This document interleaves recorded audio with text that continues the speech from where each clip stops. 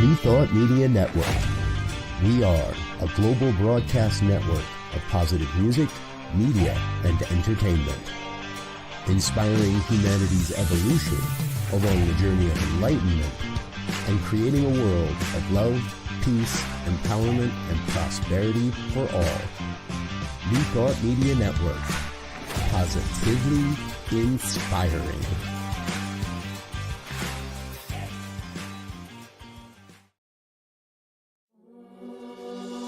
Free my mind, open my heart with the whispers of truth. To live a conscious life, to live a conscious life on the growing edge. On the growing edge. And now, here's Ali. Hello and good morning and welcome to Growing Edge Live.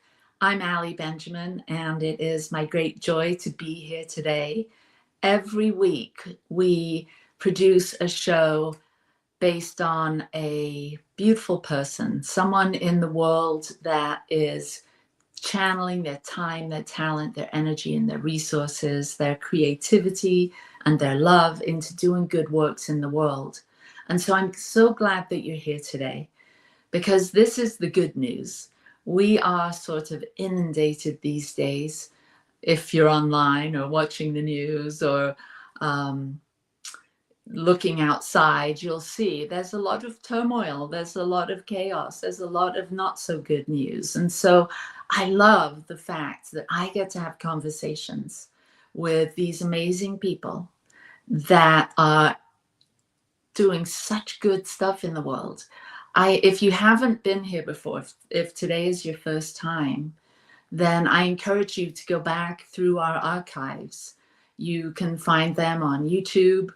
You can find them on the podcast platforms, and you can look back and see the amazing people. And we have conversations. We dive into their lives. We find out about why they do the things they do, why they were inspired to use their life, their resources, their consciousness to create a positive impact in the world. And today my guest is back for the second time. She's a good friend of mine. She lives close by. We both live here at the top of Utah. And Renae Southworth is someone I met several years ago. There she is. Hi. For those of you that are joining us on video, you'll be able to see her. And for those of you that are watching or listening, I should say, to the podcast, you can't see her, but she's looking absolutely beautiful. Welcome to the show, Renae. Thanks, Ali. I'm so happy to be here. Yeah, so let me say a little bit about my friend Renae. She's a student and a seeker. That's how we met. We met in a spiritual group, a class, and we went pretty deep. And our friendship went on after that class ended. Renae is an entrepreneur here in Utah, in Ogden. She and her husband, Connor, they are the founders of Chroma Herbal Products. She is the owner, as I've mentioned, and a herbal medicine educator. You can find out a lot more about this. I also know her as a philanthropist. Let me see, I've been searching online for things about you. You don't write much about yourself, do you, Renae? No. But it said online, I found something, that you are a herbalist, business owner, and advocate for ethical and sustainable plant-based living. And so we're going to talk about that. We're going to dive deeply into that. And also I mentioned Renae's back for a second time. So during our first conversation, we went pretty deep into her origin story, her spirituality, and how she ended up starting this business. We'll touch a little bit on that. But if you want to know more about Renae, go back and look at one of our previous episodes. So, how are you today, Renae? I'm doing well. Yeah. I'm just It's a nice Monday morning. Excited to be here. Yeah, and I know that you had a few technical issues, and we have you on your phone this morning because your internet was playing up, and so hopefully we can get a clear recording here with what we're hearing. I'm going to ask my producer Michael to give me the thumbs up. How's the sound, Michael? Not so good. Okay. Well, we will move through anyway. So anyway, let's hear about you and what's going on in your business at the moment, because I know based on our conversations and seeing you online, I see you on Instagram. Let us know what's going on with your company there in Ogden, and yeah, we'll start there. Okay. Yeah. So, okay. So a lot has been going on. We've kind of been changing a little bit around, like you said, there's not a lot. I don't put a lot of stuff about me online, but I am really trying to work on getting out there more and helping people build community and connection and find friends that love plants. And we've been really doing a lot in our, so we have a little storefront, and I have throughout this past year, I've been working on turning it into a co-op. And so I work with a bunch of different artists. And so they are almost all local to Ogden or nearby. And everybody has kind of plant-based art or body care or candles or things. And so, but we're trying to do something different, like rather than just be a store, but we're trying to create a place for education, a place for community. A lot of the people that come to our classes, some of them say, like, I'm just coming here to make friends because this is a great social place. So, and I love that because I think that's so important right now, just really, really helping people have connection and find like-minded friends and people who just want to do good in the world. And it just so happens most of the people love gardening and plants and herbal medicine. And so it's been a really fun thing. That's kind of been my big focus, especially the last few months. We've just been putting a lot of energy into events and just creating a space where people feel welcome and they can connect. Beautiful. So that's what you're doing now. I'd love to go back a little bit and find out what first inspired you to dive into herbal medicine and herbal remedies. What was it that first started that idea or that passion for you? That it really came out of a need for needing to be healthy, needing to be, I just really didn't have the luxury of going to the doctor. And so I just started learning it for my own family. And then, so that was about, when I really started was around 18 years ago. And then I just was doing it for my family, and it turned into, everybody around me was asking for help with it. And I just kind of felt like, I don't know. I'm just learning for myself. But I saw there was a huge need and people wanted this. And it's funny because my business this year will be 10 years old. And it took me maybe 5 years into that to really feel like I was an herbalist, because I felt a lot of, imposter syndrome. And I just thought, oh, I can't speak for these plants. But the more that I've worked with them, I just see we need so many more people who are willing to kind of claim to be an herbalist or claim, to take on those roles and to help people learn about these herbs and about the plants. And so it's just been fun because really I wasn't trying to create a business. I wasn't trying to,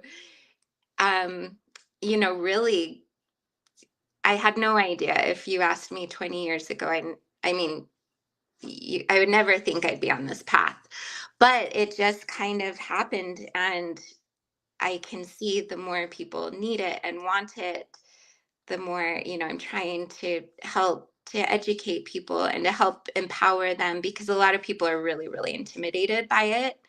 So, just helping people feel comfortable with it has become a passion, and it's just really fun, a fun way to help people. Yeah, I love that you share that it can be difficult when you find something you're passionate about, and obviously, like you said, you use it within your own life, within your own family, herbs and remedies and whatnot, and then building up that base of knowledge and attracting people because they see obviously something's working for you, and they want to, you know, they want to learn about it too.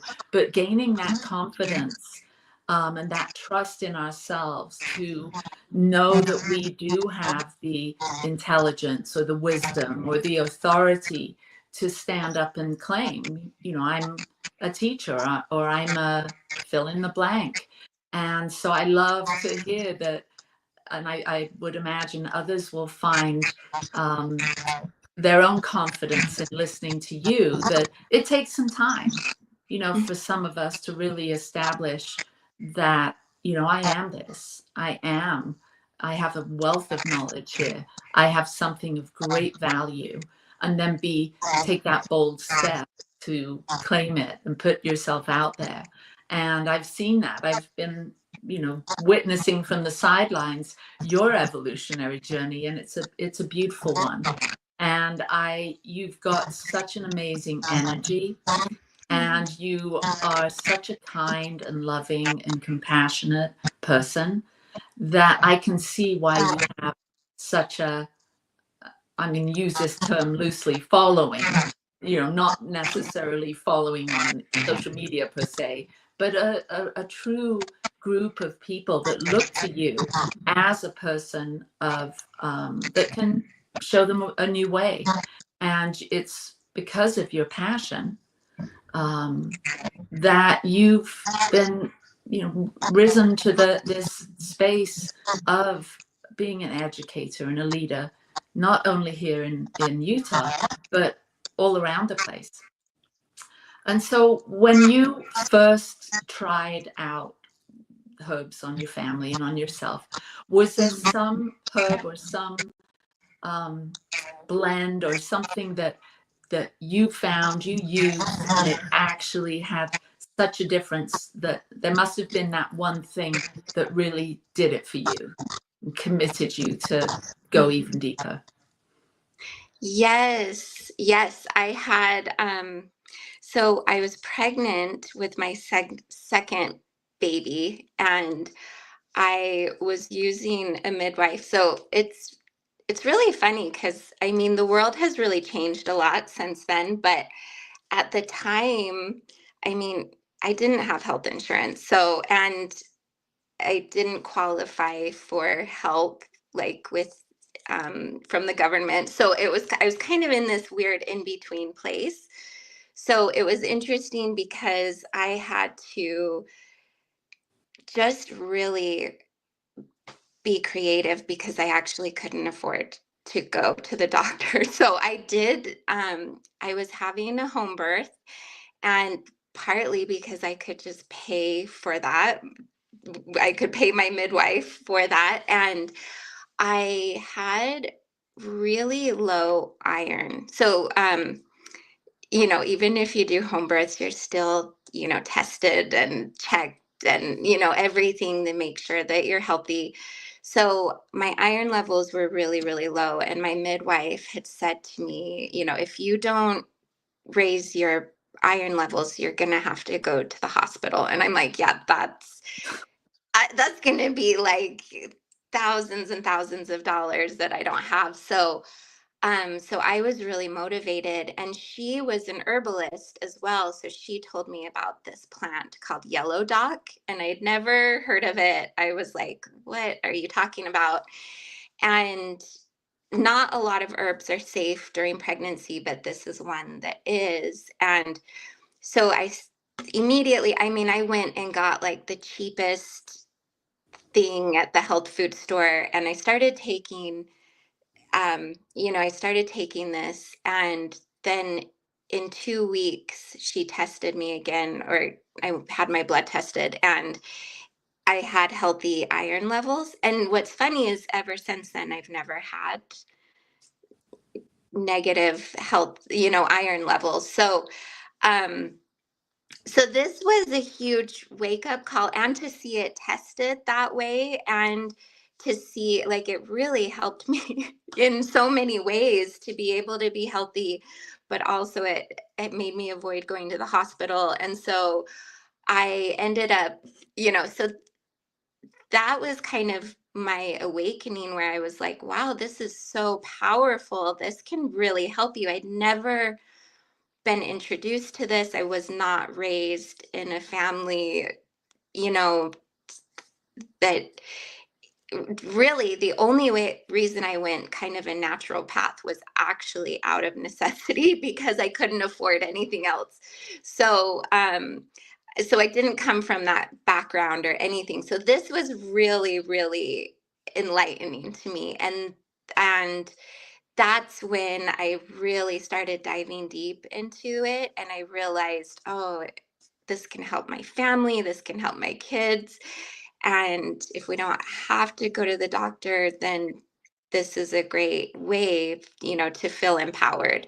So it was really, really an empowering experience. But that was, I always am thankful to Yellow Dock, because I feel like it was my plant that introduced me into this world. And a lot of people who start working with herbs and herbal medicine, they might have a similar story where there's one plant that kind of showed them the magic of it and helped them on their journey. So mine was yellow dock, and now I work with so many other plants, but I still keep that one because that's a special one. So what are the products that you find people are most interested in these days? Why are they coming to herbs? And what are they finding most useful these days? Are you seeing kind of a current day concern for people, and Yeah. what's helping? Well, I see something that I see a lot is that people are really feeling, they really want to be empowered. And there's actually a lot of people, sometimes I feel like I should create like a support group for people who've gone through like medical traumas. But the thing is that I haven't myself, partly because I had to avoid that, and so but a lot of people have, had negative experiences with medication, or they felt like they got hurt, or um their health got damaged, and so they want to. So many people are saying, I want to learn myself, I want to be empowered, so I mean, I see people on the scale of every kind of health problem. I mean, I don't work with them. I'm not a clinical herbalist, so I'm more of a community herbalist, so I just support them, and I kind of lead them to herbs, whether it's ones that I sell or don't sell. But I'm more of an educator, so I don't do any kind of one-on-one diagnosis or anything like that. But people do tell me a lot of their problems, and really it's a range. I mean, diabetes is a really big thing in trying to regulate blood sugar levels, and a lot of herbs help with that. A big one in my shop is menopause issues and perimenopause. So there's herbs that help with that. Hormonal issues, everything, circulation. But really the main theme is that people are saying, I want to have responsibility for my body. I want to feel empowered. I want to know ways. Also, a big thing I'm seeing is people want to feel connected to nature, to other people who are also interested in this. So you see a lot of connection and empowerment, I think, is what people are seeking for.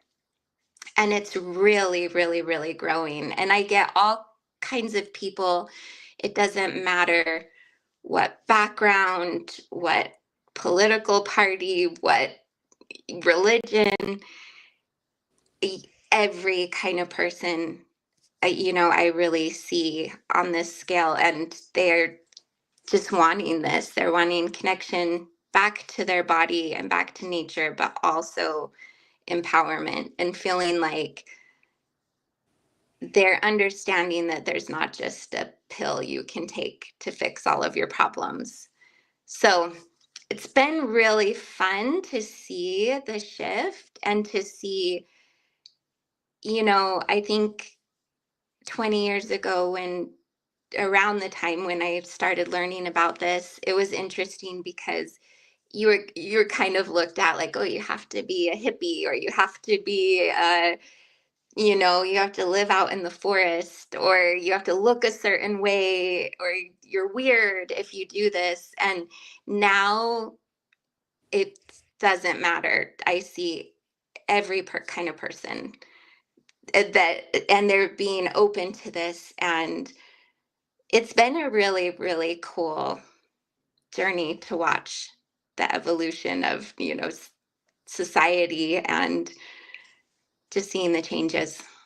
Yeah, as you're saying that, I'm remembering back to my first exploration into herbs and supplements, and it was definitely for me sort of combined with my own spiritual journey. I didn't consider myself a hippie or anything like that, even though I started on the path of using herbs, mostly for, as you were saying, for female, for menstrual issues and, mood swings and things like that. I also felt like there was a spiritual component to it, being connected to the plants. Growing up in the countryside, that was a big part of my early years. So you looking at the little jars and bottles that had, pictures of plants was comforting to me, and also, like you said, empowering. Like I can actually better my health, better my connection with the planet, with the earth, honor the earth. And it's also a lifestyle. I found that the people that congregate at a health food store or a herbal shop like yours, or there is a sense of, I see you, we're part of a particular tribe, and it's not to do with age or political, preferences or religious preferences. It's more of there's something deeper there. It's more primal. And I love, you're obviously decades younger than me. I love that your generation, and I'm assuming younger generations, are being more, are leaning more into the natural path and using supplements. And it also speaks of more of a sacred sort of connection to yourself and to the planet, as we, partake in Mother Nature's bounty. Mm-hmm.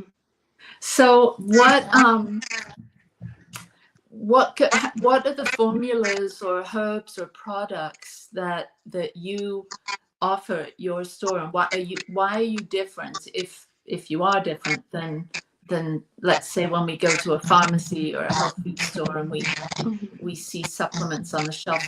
How's your particular Chroma brand different than what we might see in everyday, consumer shopping? Yeah.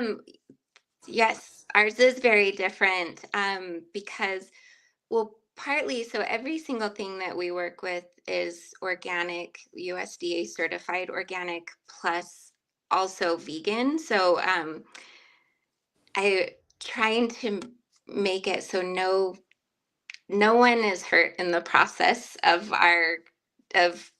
buying our products. And we try to buy from farms that we know and that we can support, and who are practicing ethical practices. So, but one of the biggest differences, so we make these like tinctures, which is, I kind of explain it to people like a tincture is almost like tea on steroids. It's just a more potent and preserved form of tea, but it sits longer and it has time to extract the medicine for longer. And then you can keep it with you in times of, you can carry it in your purse or keep it with you in winter when you don't have access to fresh herbs. But we use a base. So traditionally, the base has been alcohol that you steep the herbs in, and you use that as a preservative. But we don't use any alcohol in our products. We use vegetable glycerin from flax. So the vegetable glycerin, it doesn't have as long of shelf life as alcohol, but it's a lot better for your health. And it also is, it tastes a lot better with the herbs because it has a natural sweetness to it. And a lot of herbs are very, very bitter. So like I said, I was making these for my kids, and I would go to the store and I'd buy these products that had the alcohol with the herbs. And they just thought I was punishing them if I gave them that. And so when I started learning and working with vegetable glycerin, it was so nice because they love taking that. It tastes so much better. And so I found it's really cool because people who are really sensitive to tastes, or actually a lot of like recovering alcoholics, they talk about not being able to use a lot of herbal supplements because they all have alcohol in them. And so it's really cool because we kind of offer this niche thing that most companies don't do, and partly because the shelf life isn't as long and the vegetable glycerin is a lot more expensive than the alcohol is. So but we just really, when I started creating this, it really was for my family, and it was because I couldn't find the best. So I felt like, okay, I'm going to create the very best. And that's only what I give now, is the very, very best. And it's really cool because I have customers that bought from me when I was making it in my kitchen, and now 10 years later, they're still buying it because they trust me and our company, and they trust that, yeah, we're only making stuff that we want to take. So we're not going to give that. We're not going to give junk to other people. So, so yeah, it's really, really unique. We actually have our manufacturing facility in Ogden, and most companies, a lot of people don't realize with supplement companies, most of the companies don't manufacture the products themselves because that's almost like a separate business. It's very it's a lot of overhead. It's a lot of work to have a manufacturing facility. So, but we did that because we didn't want to put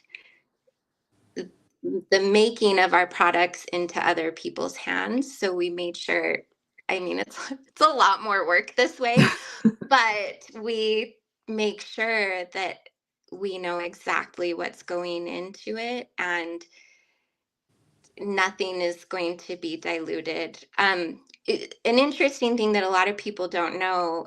So with supplements in the US, there's actually laws that if you put under a certain amount of like a filler or a preservative, you actually don't have to put that on the label as long as it's under a certain amount. So there could be things added into supplements that you wouldn't know. It wouldn't say that on the label. So this is something, I always like to tell people about. If you have a company that you really, really love and trust, ask them where their manufacturing is being done and if they know, and if they're protecting how it's being made, and if they really, really trust their manufacturer. Because the fillers, like sawdust is a common filler, Oh my and gosh. yeah, and Terrible. rice flour. And the reason why is because it's actually easier to run it through machines if you have it. So it makes it faster and more convenient for the people making it. So yeah, a lot of people don't realize, so the manufacturer doesn't even have to tell the company who is putting this out there and buying it from them, as long Wow, as it's under a certain amount. So that's really interesting. We're going to jump off for a minute and take a short break, and we're going to come back and talk to Renae more about her creative process and maybe some more of these secret things that she's revealing to us about this industry that maybe we didn't know. We'll see you in just a second. Please help us say thank you to our organizational sponsors, including the Hefferland Foundation, Affiliated New Thought Network, International New Thought Alliance, Science of Mind Archives and Library Foundation, Center for Spiritual Living Denver, Center for Spiritual Living Midtown, New Thought Philadelphia, Planned Happiness Institute, Summit Center for Spiritual Living, One Heart Retreats, Center for Spiritual Living on the Lake, Unity Kitchener, Unity Spiritual Center Ottawa, Om Center for Spiritual Living, Satya Center, Begin Within Ministries, Center for Spiritual Living North Jersey, Unity of Savannah, and the Center for Spiritual Living Seattle, as well as all of our individual donors. Thank you for being part of the New Thought Media Network. Please like, share, and subscribe. New Thought Media Network, positively inspiring.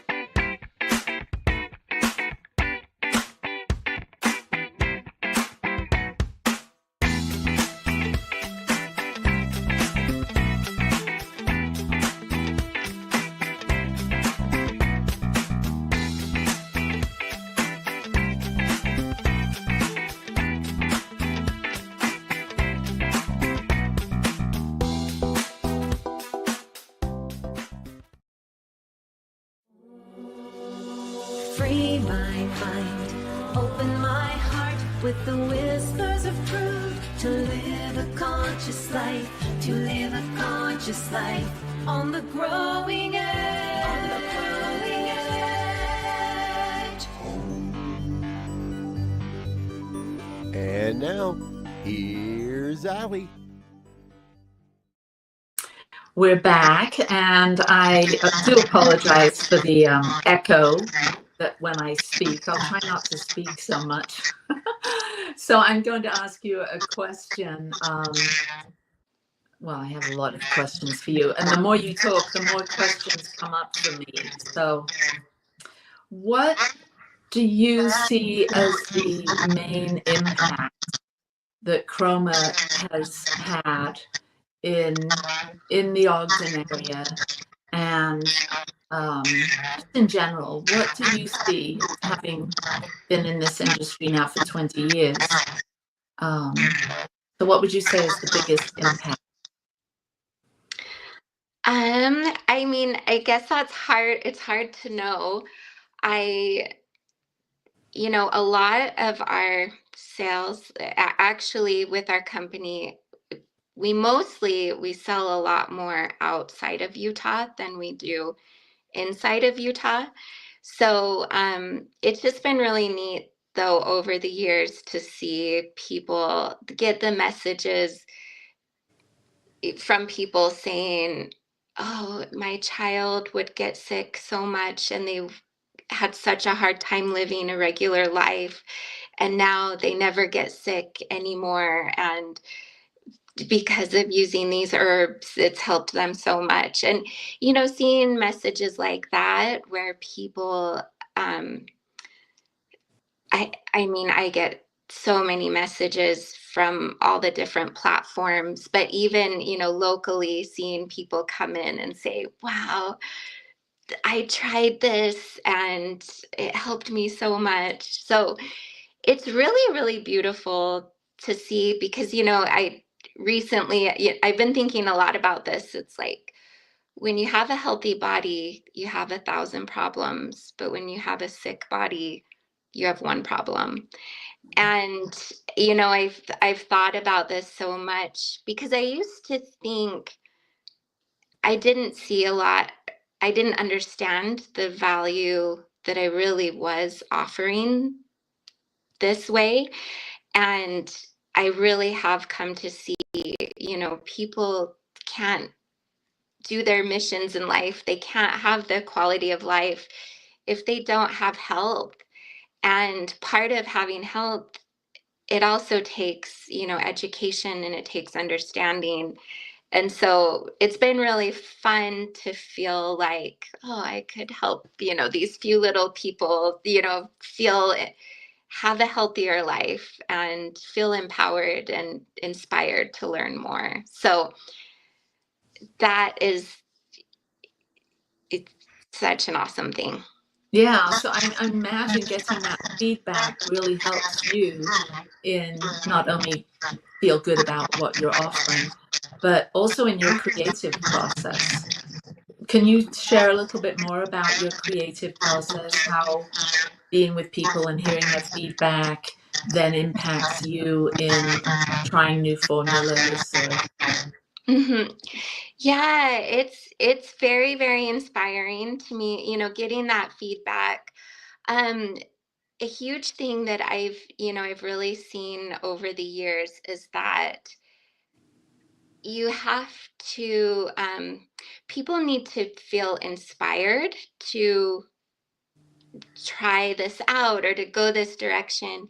And you really have to show people the beauty of it, not just, it's not just about health, or the way it's presented can really turn people off or turn people on.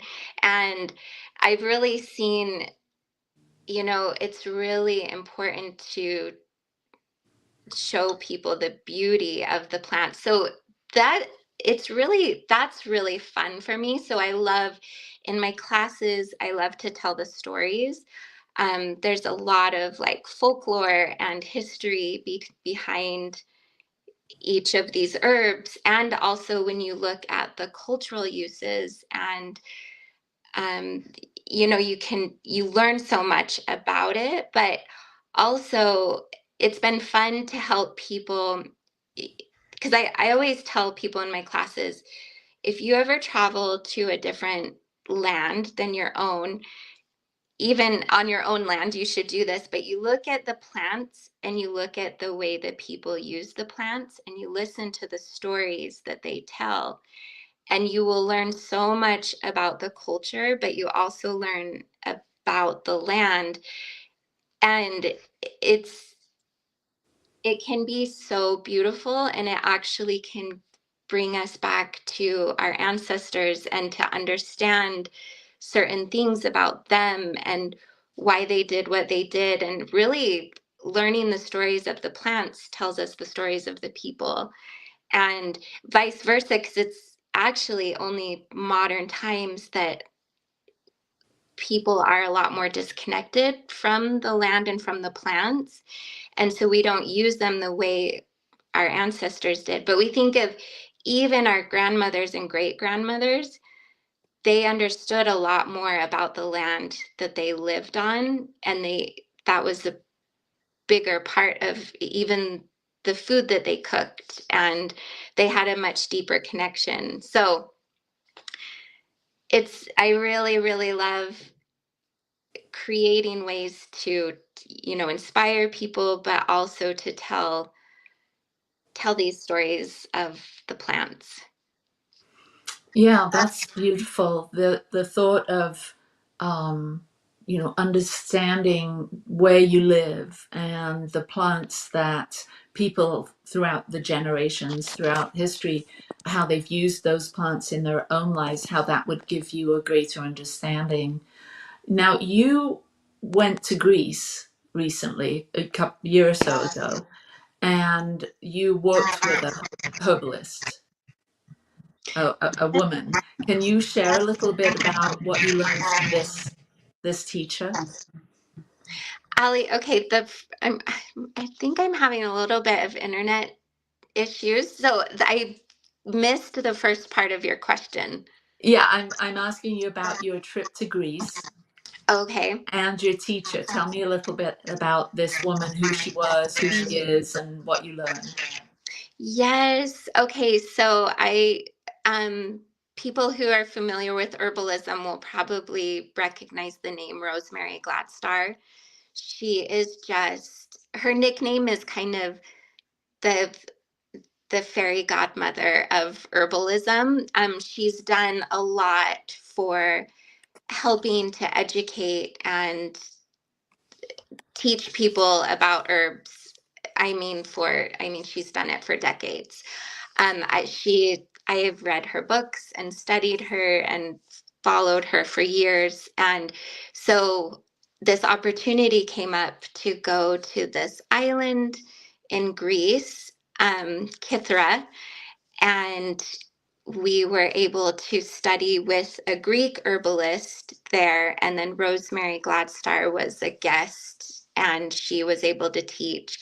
And it was really, really cool because herbalists came from all over. There were people from throughout Europe, from the US, from Greece, I think there were some from Canada. It was just a really cool mix of people. And yeah, we were able to, connect and to study and just be together on this beautiful island where there's so many stories about the herbs and, the mythology, the Greek mythology. Herbalism is such a big part of that. And even still today in Greece, because of that mythology, it's cool that the stories of the herbs are still very, very relevant to the people. Was there a big difference between the plant life on the islands you were at compared to what you're used to in northern Utah? Yes. This little island, a lot of people have never heard of it, and it has like a very small airport. So you have to fly to Athens and then get a small plane to this little island. So the population was, I don't even know what it was, but it was small. There weren't a lot of people. There weren't a lot of tourists, which was different because I spent a few nights in Athens and it was just packed with tourists. But out on this little island, we were the only, non-locals there. So yes, it was very different. The honey from that island is really, really famous because of the herbs that are on that island. Thyme and oregano were really popular, or they just grow everywhere. And so the honey has this really kind of like spicy flavor. And yeah, it's just a very different way of living that is a huge part of their life. So yeah, it was really neat to learn from those people and to learn from all these other herbalists from all over. So was this a group of herbalists like you, or was this more of an experiential retreat for people? It was a mix. So yeah, everyone that went was in some way interested in herbalism, but there were, people who are authors and who run herbal conferences. But then there were people who were just like curious about herbalism and just beginning. So it was kind of every person on the scale, on as long as they were interested in herbalism. And because we did a lot of workshops, we did herb walks, we went and visited a beekeeper. We, it was very, very centered around that. But so everyone had an interest in herbs. Cool. Now, in your personal life, do you see a connection between herbal healing and spirituality or emotional well-being? Yes, I very, very much do. And this has been something, like I said, when I first started, it was very much out of practicality. It was, I kind of came at it with like an allopathic view. And it was kind of like, oh, I have this problem. Here's how you fix it, almost like a Band-Aid. But after working with herbs for so long, it has become much more spiritual. I have seen, I notice this with a lot of people. They might come in because they're looking for something to lower their blood pressure and to focus on heart health. And it's funny because they'll start using these herbs and they start having dreams, and maybe things from their childhood, things are coming up. And it's and I've had to tell people healing is very different than, what we've kind of thought. Oh, you have a headache, you go take this pill, now the headache's gone. But when you're working with herbal medicine, it's like, well, if you're having those headaches because of trauma from your childhood, you might start having dreams about things that you need to present and things that you need to focus on and heal. So it's really, really cool. And I always tell people too, when they just begin with using medicine, it's like, okay, the herbal medicine, if you're taking it for, to lower your blood pressure, but I tell them, start looking at other things as well, because you're going to notice you might feel happier, you might feel different, you might get new ideas. And so it's been interesting because it is very, very, very spiritual, because that's part of who we are. We are spiritual beings and we're having this earthly experience, but you can't have one without the other. So it's really cool to see how the medicine helps on so many scales. Yeah, I could see that really being a tool, or not a tool, that doesn't sound like the right word, but a support to spiritual practice, to meditation, once you've researched a little bit and understand the basic qualities or benefits of a particular supplement. Now, your supplements are different than what we're accustomed to seeing. That you don't do pills, you do tinctures, correct?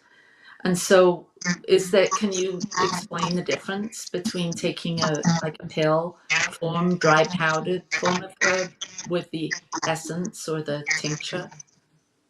Yes. So I do have a few products that are in capsule form, but most of our products are actually in liquid form. So um, it's easier for your body to digest it that way in that liquid tincture form. But a lot of people just prefer taking a capsule to a liquid, and some of the some of the ones that we have in capsules, it's partly because they taste so bad in a liquid, so it's easier in a capsule form. um or one is really really spicy, so it's easier for people to take in a capsule form. So it really comes down to preference, but there are benefits.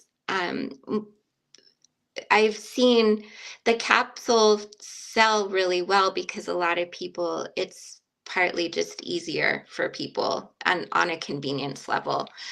But in my opinion, liquid supplements are superior in the sense of your body can digest it easier, and um, you just kind of get a different experience that way. Mm-hmm. Beautiful. So, how can people get in touch with you and work with you? If do you work with people individually, or is it more in a workshop or a classroom setting? Yeah, I do really like the group settings just because I I can help people one on one, but I prefer educating people so that they can then have the tools to find the answers on their own, rather than me saying you need this herb specifically. But um Instagram is kind of my biggest way. I get a lot of messages through there. And if for local people in our shop, we have a different Instagram page that has all of the events for the local events. I'm getting a lot of requests for online classes or courses, and I'm just gonna have to do it because people everywhere are really needing this information. So I don't have that at the moment, but I'm going to be working on that. But locally, we have a lot of classes and events, but anybody can message me and I can, at least give suggestions. Of a lot of times I can help them find herbalists in their own community to work with, and classes they can attend locally where they are. Mm. And how do you envision the future of herbal medicine in our modern time with everything that you're seeing? Yeah, I'm seeing that, it used to, like I said, it used to just kind of be this certain population of people, but I'm really seeing that it's becoming a lot more mainstream, a lot more accepted, a lot. And really, this is not in any way to replace other medicines. It's kind of like, if you can use this first and prevent medical emergencies, then that's amazing. And luckily we have hospitals and doctors and other medicines to help when needed. But hopefully, if you can do all you can to prevent getting there, then that's great, And so I'm really hoping to help people be on that path and to feel empowered, to not feel intimidated, because it isn't as simple as just having, a medication that you take, that everybody takes the exact same. It's very different, and different herbs work for different people, and some people need different doses, and it's not a standardized thing. So people do have to take the time to listen to their bodies, to understand themselves, to work with, try different things. But it is a lot about taking, more responsibility for our health. But my goal is to help people not feel intimidated by that, and to learn how to get started with that and what path to follow, and to find resources that can help you along the way. So that's kind of where I'm seeing it going. Beautiful. Well, we're right at the end of our hour, and I always end with the question, the song, What World Needs Now is Love, Sweet Love. Besides for love, what else does the world need now, Renae? I think right now we need unity and we need connection. And I feel really strongly that, and community, just getting out, rather than looking at our differences, look at what we have in common, how we can connect, making those friendships. I feel like that is so needed right now. And I really hope people can, reach out to their neighbors and just make more friends, make more community. Sounds a beautiful world. All right, everyone. Well, you heard it here. Thank you, Renae, so much for this beautiful conversation. Again, sorry for all the echo to the guests here. And I'm looking forward to coming up to Chroma and checking out some of your products. Awesome. All Thanks, right. Ashley. You're welcome. And thank you, everyone, for being here today. It's been another wonderful deep dive into the life of someone that's doing great things in the world. I'll see you next week. Bye-bye. Free my mind, open my heart with the whispers of truth. To live a conscious life, to live a conscious life on the growing edge.